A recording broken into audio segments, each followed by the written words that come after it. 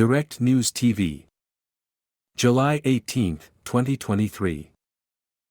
Russia-Ukraine War, List of Key Events, Day 510. Fighting. Large contingents of Russian forces are on the offensive in northeastern Ukraine's Kupiansk sector and engaged in heavy fighting. We are defending. Heavy fighting is going on and the positions of both sides change dynamically several times a day, Ukraine's Deputy Defense Minister Hanna Maliar wrote on Telegram. Maliar also said that Ukrainian forces are trying to advance towards the cities of Berdyansk and Melitopol in the country's south. She said Ukrainian forces had recaptured nearly 11 square kilometers, 4.2 sq miles, in the past week as they pushed towards the cities, bringing the total territory recaptured there to nearly 180 square kilometers, 69.5 sq miles.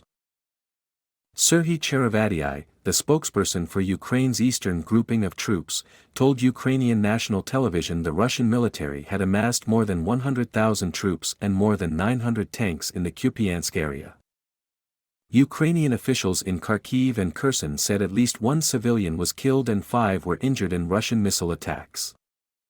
Russia's National Anti-Terrorism Committee said that Ukraine attacked the Crimean Bridge overnight using unmanned drones on the water's surface, according to state media.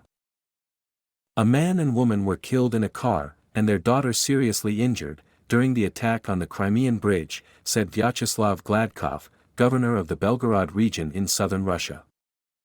Russian Foreign Ministry spokesperson Maria Zakharova accused Ukraine of carrying out the attack on the Crimean Bridge with the involvement of the United Kingdom and the United States. This regime is terrorist and has all the hallmarks of an international organized crime group, she said.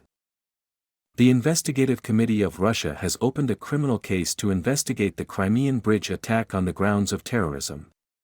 According to the Russian Foreign Ministry, a criminal case under Article 205 of the Russian Criminal Code, the country's terrorist act, has been initiated. Former Russian President Dmitry Medvedev said Russia must destroy the top leadership of terrorist formations following the attack on the bridge. Russian Deputy Prime Minister Marat Khusnulin said the bridge, which links southern Russia to the annexed Crimean Peninsula, would be completely repaired by November 1.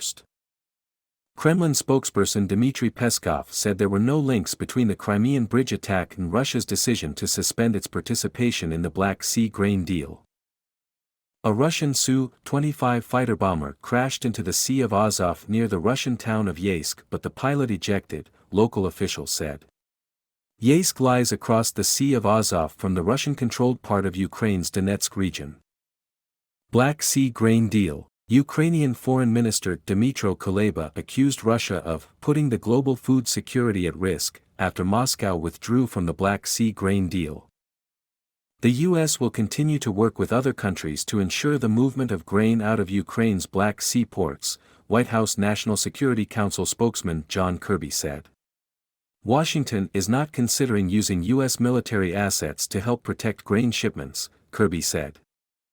NATO Secretary-General Jens Stoltenberg condemned Russia's decision to pull out of the Black Sea grain deal. Stoltenberg said Russia's illegal war against Ukraine continues to harm millions of vulnerable people around the world. U.S. Secretary of State Antony Blinken said Russia's decision to halt participation in the year-old deal was unconscionable and amounted to the weaponizing of food. Moscow's move would make food harder to come by in places that desperately need it, Blinken said.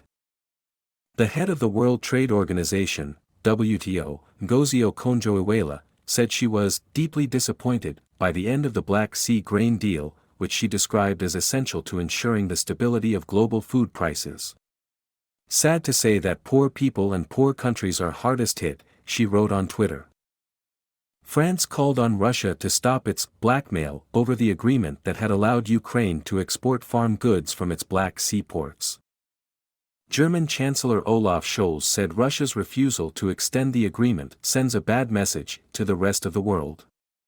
Everyone will understand what is behind it, namely an action that has a lot to do with the fact that Russia does not feel responsible for good coexistence in the world, Scholz said. United Nations Secretary-General Antonio Guterres said he deeply regrets Russia's decision to end the deal, including the withdrawal of Russian security guarantees of navigation in the northwest part of the Black Sea.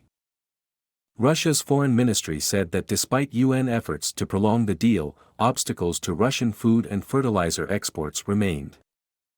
European Commission President Ursula von der Leyen called Russia's decision a cynical move.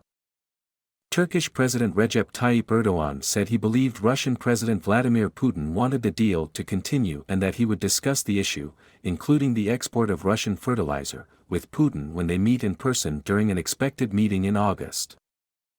Ukrainian President Volodymyr Zelensky said everything must be done so the Black Sea grain export corridor continues to be used, with or without Russian participation.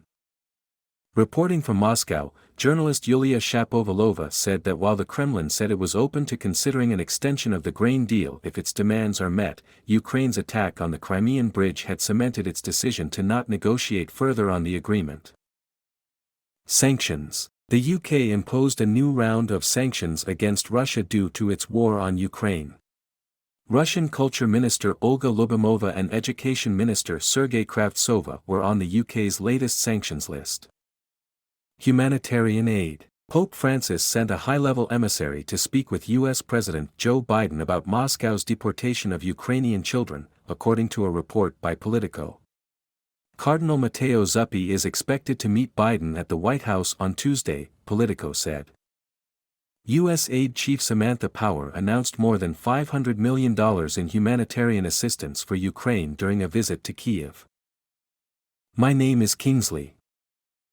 Please like, share, subscribe and hit that notification bell so you can be the first to be notified whenever we post. You won't regret it.